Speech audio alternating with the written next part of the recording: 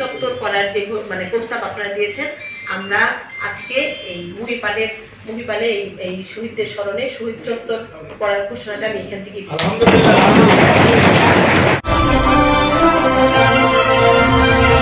আপনারা দেখছেন ফেনী সমাচার।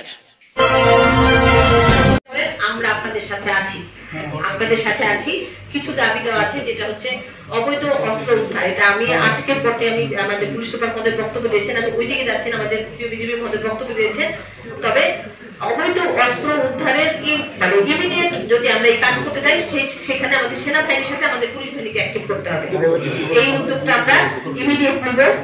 আর অস্ত্র লাইসেন্স বাতিলের বিষয়ে যেটা বলেছেন, যে ইতিপূর্বে যে সব অস্ত্র লাইসেন্স দেওয়া হয়েছিল বা আমার যাই হোক যে আমলে যে সময় দেওয়া হয়েছে, আমি এটা আজকে মিটিং এর পরে আমি যেহেতু এটা বর্তমানে একটা অন্তর্বর্তীকালীন সরকার গঠনের দিকে আসছে, একটা সরকারের যে রাষ্ট্রতন্ত্র, আমাকে তো আমার উত্তরতন কর্তৃপক্ষের নির্দেশনা অনুযায়ী কিন্তু আমাকে আমি কাজ করব। তো আমার পর্যন্ত যে এখতিয়ার আছে সেটা আমি সর্বোচ্চটা করবো। অস্ত্রের লাইসেন্স বাতিলের ক্ষেত্রে যে প্রক্রিয়া করা দরকার সেটা আমরা করবো।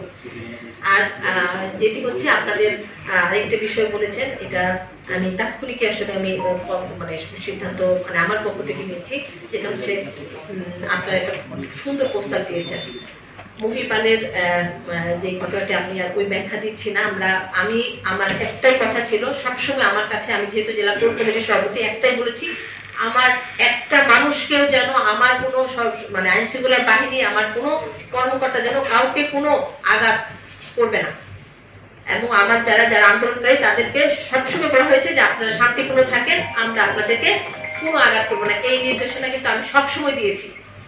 যাই হোক, এখন যারা শহীদ হয়েছেন, ওই শহীদ চত্বর করার যে প্রস্তাব আপনারা দিয়েছেন, আমরা আজকে এই মহিপালে এই শহীদদের স্মরণে শহীদ চত্বর করার ঘোষণাটা আমি এখান থেকে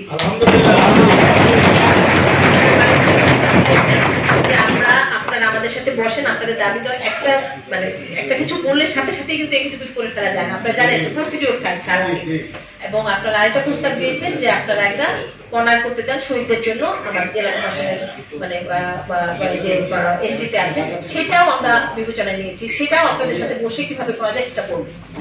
আপনারা আমাদের সাথে বসেন, কথা বলেন। যেটা বললাম, একটা প্রসেস আছে। আমরা অস্ত্রের লাইসেন্স বাতিল বলেন বা একটা জায়গায় কোনো স্থাপনা বলেন, কিছু করতে একটা প্রসেস। এখন একটা যে সময়টা চলতেছে, অন্তর্বর্তীকালীন সরকার গঠন হলে আমাদের কাছে পরপর সমস্ত নির্দেশনা আসবে। আমাদের যে আর বলেছেন যে আমাদের এই জেলার মানুষ বা জেলার বাইরে থেকে মানুষ সেবা পাচ্ছে না, সেবা প্রতিষ্ঠানগুলো চালু করতে বলছেন। আমি সেবা প্রতিষ্ঠানে চালু করার জন্য আমি এখনই হাসপাতাল কর্তৃপক্ষ যারা 250 বেড আছে আমাদের যে উপজেলা কমপ্লেক্সে, আমি তাদের কাছ থেকে তালিকাও নিব এবং তাদেরকে বলবো সার্বক্ষণিক সচেতন রাখা। এবং আমরা তাদের পাশে আছি, আপনাদেরকে নিয়ে আমরা তাদের পাশে যেতে চাই, আপনাদের মাধ্যমে যেতে চাই, আমরা তাদেরকে দেখভাল করতে চাই। আরেকটা প্রতিষ্ঠান হচ্ছে যেটা হচ্ছে ডায়াবেটিস হাসপাতালের আপনাদের কমিটির কথা বলছেন, এটিও সচল করার জন্য, যত দ্রুত সম্ভব সচল করার জন্য আমরা ব্যবস্থা নিব। এবং হার্ট ফাউন্ডেশন, যেখানে আমাদের জেলার বাইরে জেলার অনেক মানুষের চিকিৎসা হয়, সেখানেও কমিটির কথা বলছেন। সেই কমিটি সংস্কার করা, সেটা জেলা প্রশাসক হিসেবে আমার যতটুকু সর্বোচ্চ দায়িত্ব। আমরা এখানে সরকারি চাকরি করতে আসছি, আমি এই জেলার মানুষের, আমি অনেক সময় আপনারা বক্তব্য শুনেছেন, আমি সবসময় জেলার মানুষের সেবা করার জন্য আসছি।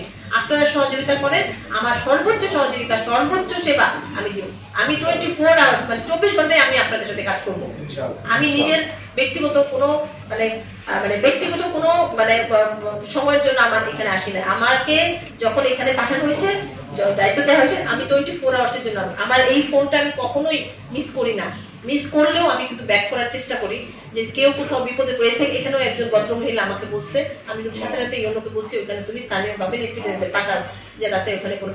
এখন আপনাদের কাছে সবিনয় অনুরোধ, এই জেলায় আর কোনো ধরনের কোনো বিশৃঙ্খলতা, কোনো ধরনের হানাহানি, কোনো ধরনের অগ্নিসংযোগ যেন না হয়। এবং আমাদের জেলার সকল কর্মকর্তা কর্মচারী, সকল বাহিনী যেন নির্ভয়ে কাজ করতে পারে, এই আশ্বাস যদি আপনারা দেন, আমরা সকল অর্গান, আমার সকল বাহিনী, আমাদের সকল প্রতিষ্ঠান, শিক্ষা প্রতিষ্ঠান, সরকারি বেসরকারি সকল প্রতিষ্ঠান আমরা সচল করতে চাই। এখানে আমাদের সেনাবাহিনীর সিও মধ্যে আছেন, উনিও আমার সাথে সর্বাত্মক ভাবে বলছেন যে আপনি এগুলো চালু করেন। এখন আমরা জানেন যে অনেকেই হয়তো নিরাপত্তাহীনতা অথবা শঙ্কায় অথবা গুজবে কান দিয়ে অনেকে শঙ্কা বোধ করছে, এইটা দূর করতে হবে। আমরা পাড়া মহল্লায় আপনাদের মাধ্যমে আমরা আমাদের সকল ইউনোকে বলা আছে, ইউনোরা সকল উপজেলায় আপনাদের নেতৃবৃন্দের সাথে বসছে, আজকে অনেকে বসছে, অথবা কালকে বসবে। আপনারা তাদেরকে সহযোগিতা করেন, তাদের মাধ্যমে আমি তো এখানে বসে সব করতে পারবো না, আমার ইউনোরা আছে, ওসি সাহেবদেরকে অ্যাক্টিভ করার জন্য ব্যবস্থা করব, যাতে উপজেলাগুলোতে আইন শৃঙ্খলা রক্ষা হয়, নিরাপত্তা থাকে, সব শিক্ষা প্রতিষ্ঠান খোলে, সকল মানুষ নির্বিঘ্নে ব্যবসা বাণিজ্য থেকে সব কাজ করতে পারে। তো এই সহযোগিতাটা আপনাদের কাছে চাই। আপনারা সহযোগিতা করলে আমরা অবশ্যই এই জেলাকে একদম শান্তিপূর্ণ একটা জেলা, এবং যে ধরনের ঘটনা ঘটেছে, যেগুলো মানে যে অস্থিতিশীল পরিস্থিতি করার জন্য যারা এই যে পেছনে ছিল, তাদের সকল মানে যথাযথ তদন্ত আমরা করব।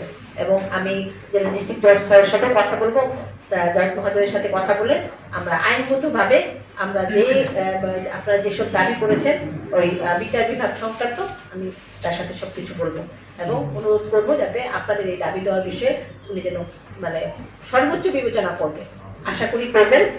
আর আমি মনে হয় সব পয়েন্ট আর যে বিষয়গুলো আমাদের প্রিন্সিপাল মহোদয়, আমাদের ডিসিও মহোদয় বা বিডিসিও মহোদয় বলেছেন, ওগুলো আমি আর যাচ্ছি না।